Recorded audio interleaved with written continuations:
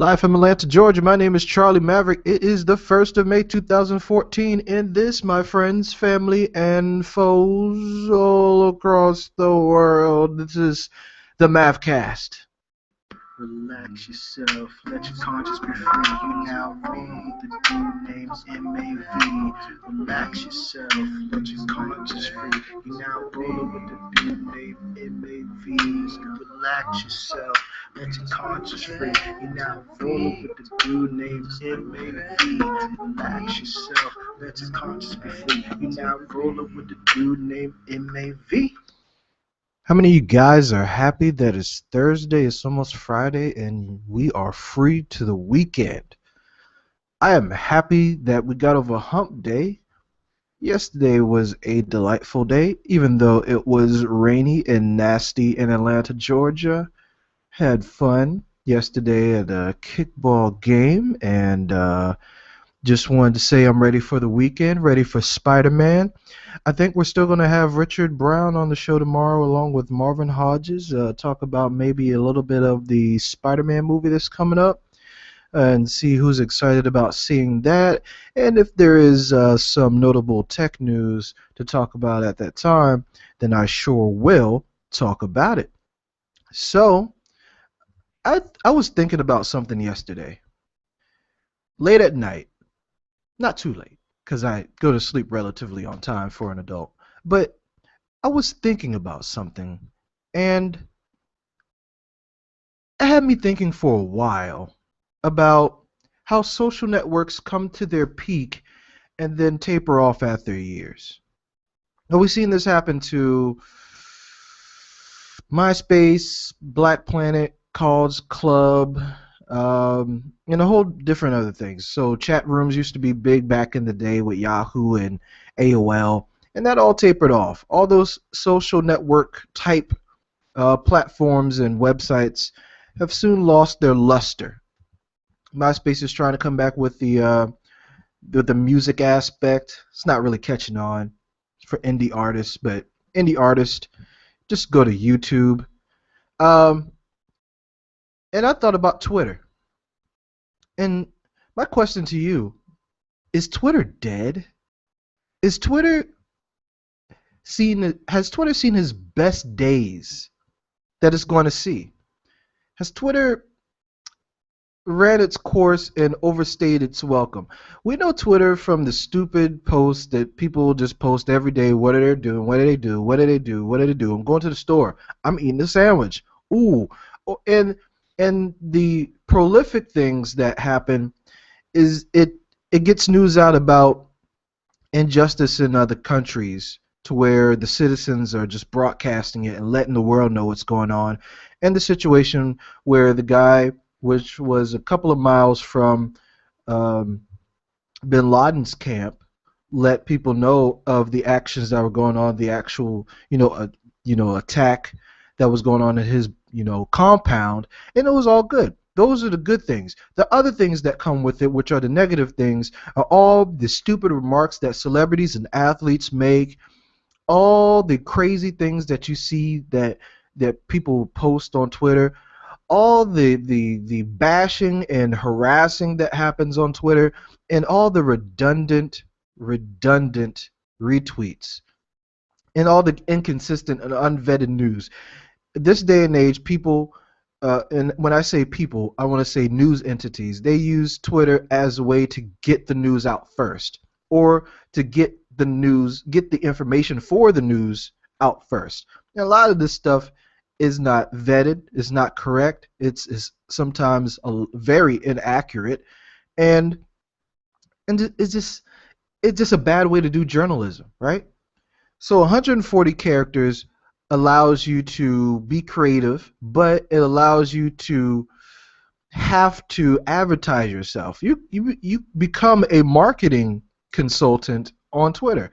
So how do you compact your entire idea in 140 characters? There used to be a way that you can extend it to where it looks like a Facebook post, but Twitter disabled that. You could do Twitter longer, but nobody's going to click on your tweet to get sent to a website to see more of your tweet. So you have to sell yourself in that compact character limit on Twitter, and that since has gotten old. My activity on Twitter has dropped a lot. And honestly, the only time I'm on Twitter, honestly, is when there is a huge, uh, hugely watched football game on, hugely watched NBA Finals game, and The Walking Dead. If that is not taking place, you might see a tweet from me here or there, or you might see a tweet daily from me for my show posts. That's it. There's nothing going on Twitter. Advertisers, marketers from shows and all that are trying to use the hashtag to promote their shows on Twitter and Facebook. But guess what? The hashtag transcends Twitter now. It's not proprietary to Twitter. So Twitter, you should have held on to that. You should have actually made wrote a patent out, a copyrighted it. I didn't say that right. Copywrote it and made sure that no one takes your idea, so you can have that to differentiate yourself from everybody else. They failed with that.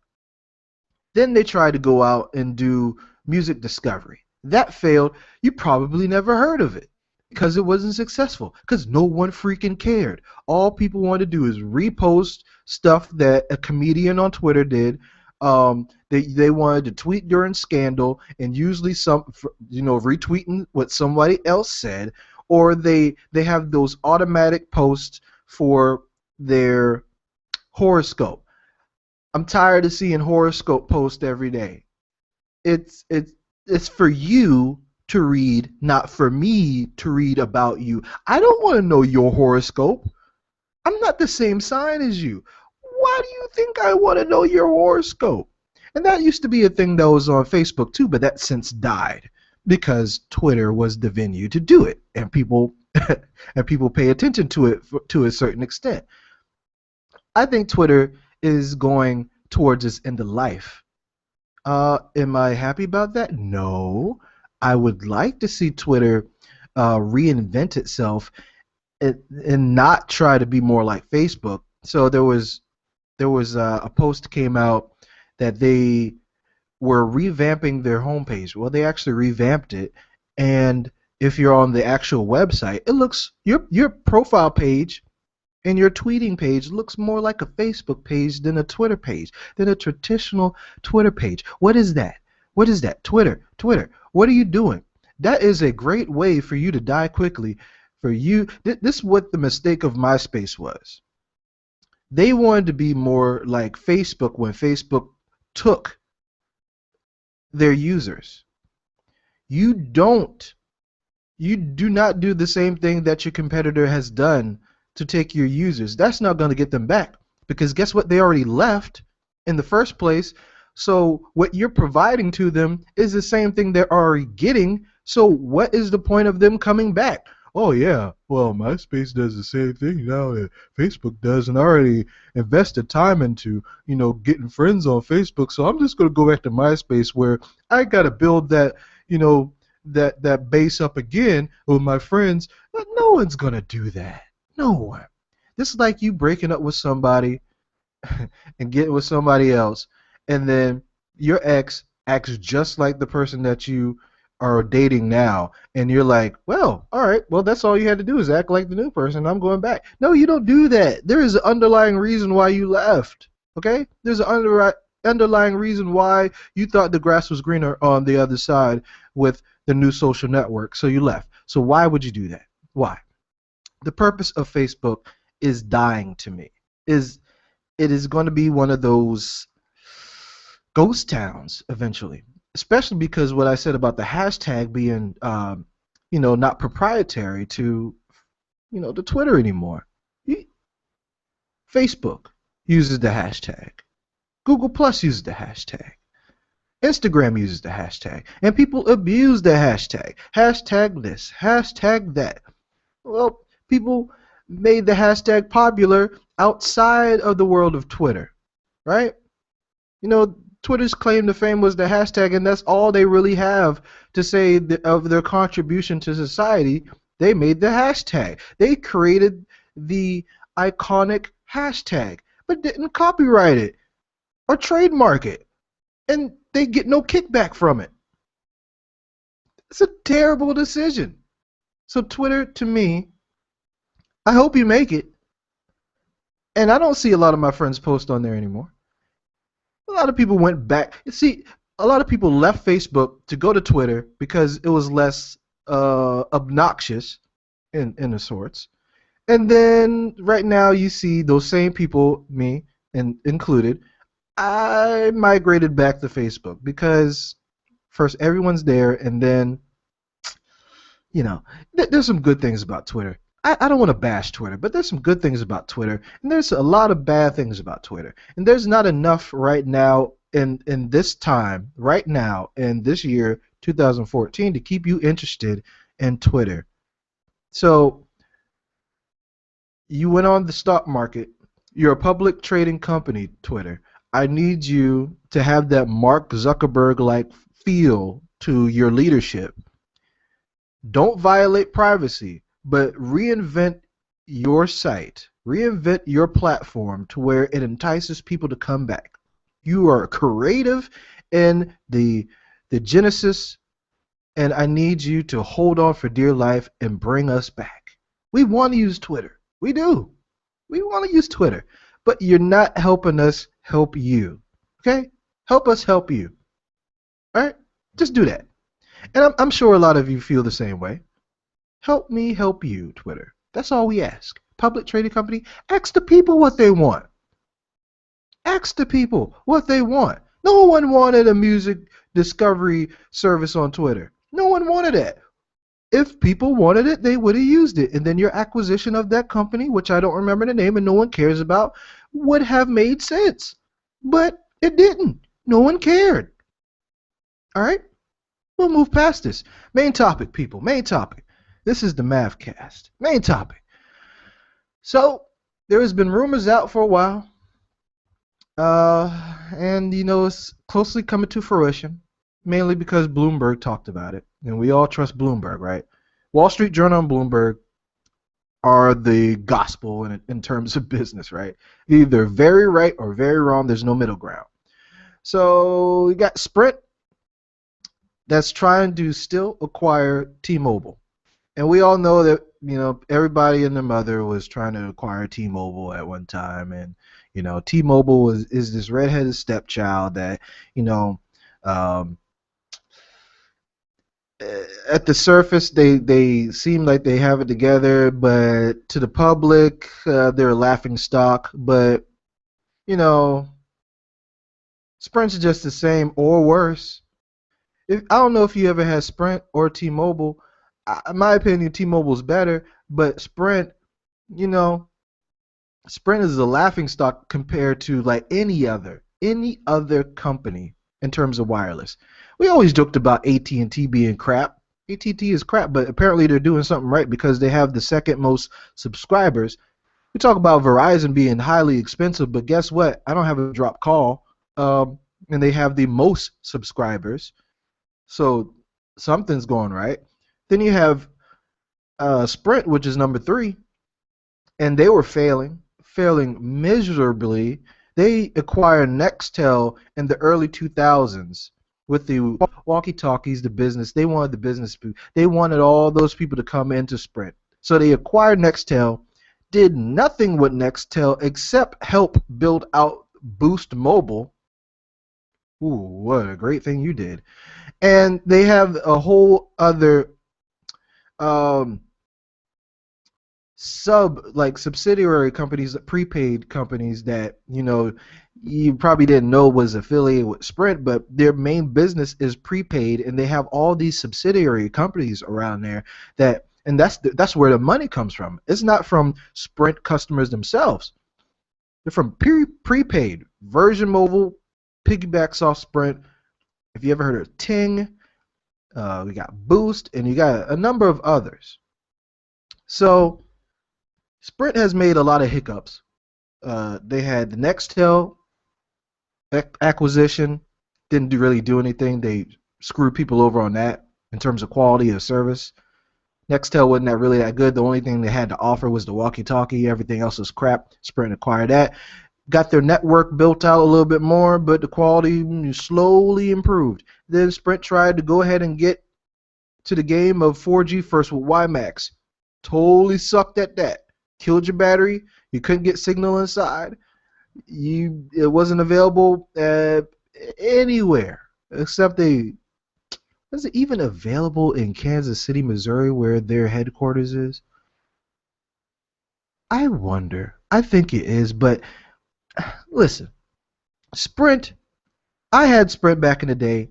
Don't like Sprint. Service sucked. The customer service was terrible. Terrible. If you guys have Sprint and you like Sprint, don't worry about what I'm saying. But in my experience, not good. Not good. Then you got T-Mobile. T-Mobile is right now the underdog. And Sprint's trying to be the underdog too, with the family plan, trying to get you into value customers, trying to get into value customers, right? Trying to be like T-Mobile. T-Mobile's the underdog. They did away with contracts altogether. Then they started the whole thing about upgrading your phone every 6 months with the Jump program.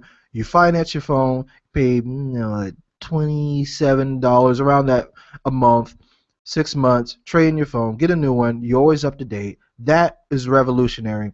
That is ambitious. They're the underdog for that. They're number 4 carrier in the United States. But you see, their CEO is very inventive. John Ledger is very rock starish and a maverick in sorts because he started a revolution to change wireless, and he's slowly doing that because you look at it, they started. AT&T has AT&T Next, so they have the similar model, not as good. Verizon has Verizon Edge, similar model, not as good. Sprint has the family plan, again, similar, not as good. And they're getting the voice out to people. They're putting a lot of advertisement into it, and they want people to rethink wireless, which is great. But then we worry about the longevity of T-Mobile because Deutsche Telekom, their parent company, which is overseas, they're treating T-Mobile like, can you get out? Because you're making us lose money. They're not a cash cow in terms of bringing in money to Deutsche Telekom. They're trying to look. They tried to get rid of T-Mobile before, and AT&T failed at that.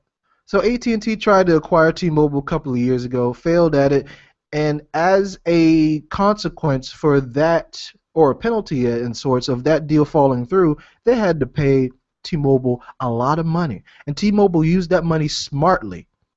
They built out their network. They improved the quality. They got 4G LTE, and they improved their fallback network with HSPA plus. They made better deals. They made a deal to get the iPhone on the network. They had to do it. John Ledger worked hard to make this happen. And then they started the revolution of wireless with the no contract things. And then they also acquired Metro PCS, which is a prepaid type company. And they got those users. They kept Metro PCS separate so they can keep that entity, they keep that marketing name. Some people were not wanting to be engulfed into the aspect of T-Mobile, so they left it. They left Metro PCS mainly because they're slowly trying to take over the Metro PCS spectrum. If you don't know what spectrum is, I don't have enough time to really go through that. I might go into nerd crazy mode in another episode, but spectrum is basically like real estate within the airways and the frequencies. Short story. And so the Metro PCS customers are slowly going to be engulfed into T-Mobile. They're okay with that, because they don't see T-Mobile as evil, right? They still see T-Mobile as a value added company. So you have that acquisition which is successful in sorts, but people are uneasy about T-Mobile, as I said. I want to go to T-Mobile, but I don't know what's going to happen to T-Mobile. Every other year you hear about T-Mobile struggling to where they might get acquired by somebody. Now, if I can run through this real quick, SoftBank is a Asian company, is like an investment company, like maybe a, if you could say, a big venture capitalist with a whole bunch of money bags, and they put a lot of money into Sprint. So Dan Hesse and Sprint struggling to make things work, struggling to right the wrongs that they did to the quality of their service. And Dan Hesse was like, what are we going to do? We need something, or we're going to end up like T-Mobile in terms of money. We need someone to help us. Help us. So SoftBank came in and was like, hey, look, we'll give you some money. We'll help you build out your network better. We'll help you get better deals. And we'll help you restructure your entire portfolio. We'll help you do whatever you need to do. Hey, look, if you want to be number two, here's how we become number two, Dan Hesse. We give you enough money, so we make you appetizing to taking over T-Mobile. Yeah. Now, here's what we're going to do. And that was the sole purpose of them coming in, to prep Sprint to take over T-Mobile, to acquire T-Mobile. And they're still working to that. So Bloomberg is saying that this could happen soon. This could happen really soon. And when this happens, who is the leader of the ship? It's not going to be anyone from SoftBank, because they just do finance. They just invest. Is it going to be Dan Hesse, CEO of Sprint, or is it going to be John Legere, CEO of T-Mobile? And how does this change those two companies? From a technological infrastructure standpoint, that was a long sentence. You have CDMA and 4G LTE on this side with Sprint, which is a totally different structure in terms of wireless, with HSP plus GSM and 4G LTE with T-Mobile. That's not a bad thing, and not a hard thing to change, because Metro PCS is kind of like the same thing. We're wondering, what are they going to do with it? But of course, Sprint can either do one or two things. Sprint can stay Sprint, take all of T-Mobile's spectrum, and build out their network even more, take their subscriber base, build it out even more, screw them over on the monthly plans again, so there will be contracts again. You see where I'm going with this? It could be bad, and it could change T-Mobile. With all the work T-Mobile has done to start the revolution of wireless, it could all go to shit if something happens where the acquisition would change the entire structure of T-Mobile. So you bought into this, and you're probably waiting to get your new phone with your jump program, and you're saying, this is great. My bill's a little bit lower. I got better plans, more data. I can upgrade my phone every 6 months. I'm trading it in. This is utopia. But it might change. First, we don't know who's going to be the leader. Now, if it is Dan Hesse, I would say it's going to change more to a Sprint model. We don't even know the name of the company that it's going to be. It could be Sprint. It could stay T-Mobile and Sprint. We just don't know. There's so many unknowns with this. I would like John Legere to be the leader, because if you look at John Legere and what he's done, his ambitious moves has started a ripple effect in wireless. And the way that wireless used to be was just like cable, and you get I don't want to say it, but you get anally raped every month, and you can't really do anything about it with Comcast, or if you had DirecTV or Dish Network or whoever you had. You get anally raped every month because you complain about the quality of service, and you can do nothing about it. It's not like Verizon, where you have really, really, really, really good service and you just pay a lot of money. It doesn't correlate with cable. But and it doesn't correlate with Sprint and T-Mobile. You don't pay a lot of money and get really good service. You pay a little bit less money and you get okay service. So will the acquisition of these two companies, will the combination of the two make it more like AT&T or Verizon, or will it still be like, oh, we got two companies that merged together and we still got the same shit going on? And all the people from T-Mobile that love the new T-Mobile have to take a step back or make a choice to leave and go to someone else. Will this impede the forward progress of what is happening in wireless right now, or will it enhance it? Well, if if Dan Hesse is the CEO, and we know, you know how Sprint has been for a long time, and Dan Hesse has been at the helm, and they have constantly seen failure, hiccups. The best thing that he probably has done, oh, two things, is get the iPhone on the network, the iPad on the network. We'll lump that in the same thing, and then let, I don't know if he really had a choice, but the board probably like, Dan Hesse, shut up. Let SoftBank give us money. But letting SoftBank invest in them and build out the network. All right? So does that make sense? So what are we going to do in terms of the people that are looking for a safe haven in wireless, but they're worried about what's going to happen? It's like you're running from a volcano and you're trying to get off the island, but you're not sure if there's a tsunami out there in the ocean. So you get on the boat and you're unsure, should I get in this boat? Am I going to die anyway because there's tsunami coming? You just don't know. And that could be this. That could be the entire case. I'm paying too much for wireless with this company. I'm unhappy. Let me jump ship real quick. Holy crap! I got in the boat and we're gonna sink anyway because everything's going to shit. Thank you, FCC, for letting this go through. Now bring it to FCC because the FCC has the final say in this. Sprint is trying to make it very appetizing um, for the acquisition. Now, the main reason why AT&T did not get T-Mobile is because it would have killed Sprint, and Sprint stood up largely to oppose the entire acquisition of T-Mobile by AT&T because it would have caused a duopoly. It would have been it would have been Verizon and AT&T. Sprint would have fell to the wayside like nothing happened ever, and it just would have been bad.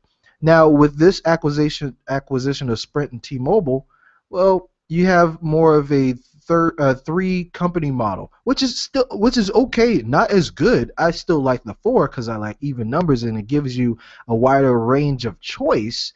But you know, what can you do? I think this is going to go through. Just like if you haven't seen my Comcast uh, Time Warner merger show, I think you should watch that because that goes a lot of a way deep in depth of how these mergers would probably work, trying to go and convince the FCC.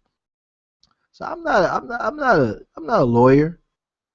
I play one on TV, but I know a little bit about the nuances behind trying to make it very appetizing for things to pass through the FCC. You got to first prove that you're going to have make sure that there's still neutrality. You got to secondly make sure that there is it doesn't hurt the customer base. You got to third show that financially you're not going to do this and just kill two companies. And then it has to be good for the government. So the business contracts and everything in level of choice. The FCC might not want a big three. The FCC might not want a Miami Heat. They might not want a big three. They might not want all this power from those three major entities, and everybody else. Let's say U.S. Cellular, they're doomed. Cricket, they're doomed. Like cricket really matters anyway, though. But what happens to Metro PCS? I mean, of course that's going to be lumped in, but what's going to happen? I don't know. So people are scared right now. I've seen some comments on this article, and people are like, "Well, I like T-Mobile, but what the heck am I going to do when Sprint buys them out? I don't want to stay. Am I finally going to go to Verizon? Am I going to AT&T? They're looking for refuge, just like it's a tsunami, man. They found a good place in T-Mobile, and T-Mobile has come a long way and done a lot of things, good things recently. Very innovative in the structure of what they have.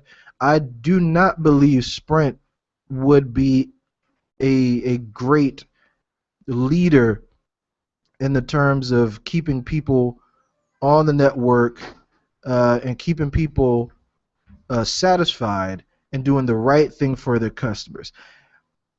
Based off history, I do not believe that Sprint is the great leader for this. Now, if it was T-Mobile on the other side trying to acquire Sprint, I would be more optimistic. I would be more in the way of, hey, this ain't so bad. John Ledger is going to make them better because they've done things right. They have not had a huge hiccup with the quality of customer service that they have. And I know people that work for Sprint customer service. They're nice people, but man, you don't want to call on the Sprint for customer service. You really don't. You really, really don't. Uh, Sprint has done questionable things in terms of how they roll out their network. Some people are like, man, I get Sprint in rural areas. Well, you don't get Sprint, in the places that you should have it. You go into downtown New York, you get nothing. You go into downtown anywhere, and you might not get anything. And it's not to say that T-Mobile's that much better, okay, with the service. Not to say that they're that much better, but I personally will rely on T-Mobile a lot more than I would on Sprint. I'm just saying.